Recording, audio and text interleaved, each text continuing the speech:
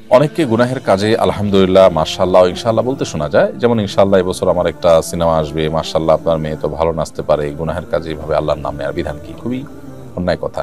এটা ইসলামী জ্ঞান না থাকার কারণে, ইসলামী জ্ঞানের অভাবের কারণে আমরা আসলে করে থাকি। কোনো অপরাধ কর্ম, কোনো গুনাহের কাজ, কোনো পাপের কাজ করাটা, এটা তো ইটসেলফ একটা অপরাধ।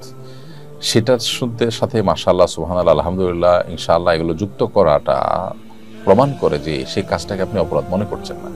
আপনি কাউকে খুন করবেন, যদি আপনি বলেন যে ইনশাআল্লাহ আমি কাউকে খুন করবো, তাহলে বিষয়টা কি দাঁড়ালো? বিষয়টা তো এই দাঁড়ালো যে আপনি খুন করাটাকে ভালো মনে করছেন, সেটাকে আপনি অ্যাপ্রিসিয়েট করছেন। তাহলে অপরাধকে অপরাধ মনে না করাটা ডাবল অপরাধ। একে তো আপনি অপরাধে লিপ্ত হলেন, আবার অপরাধকে কোনো দোষের বিষয় মনে করলেন না। তো এই জন্য একজন মুসলিম কখনো আসলে এই বিষয়গুলোতে অসতর্ক থাকতে পারেন না। অপরাধ বোধ কমে গেলে সাধারণত এই বিষয়গুলো হয়। ইসলাম সম্পর্কে ধারণা থাকার কারণে এগুলো হয়ে থাকে। যারা এগুলো করছে তারা আল্লাহকে ভয় করে সরে আসবেন এবং এগুলো বলবেন না। আপনি পাপের কাজে লিপ্ত আছেন, আপনার মধ্যে অপরাধ বোধ কাজ করে যে আমি অন্যায় কাজ করছি, ফিরে আসা দরকার, ফিরে আসবো, আল্লাহ আমাকে তৌফিক দান করুন, সে মানসিকতা আপনার মধ্যে থাকা উচিত।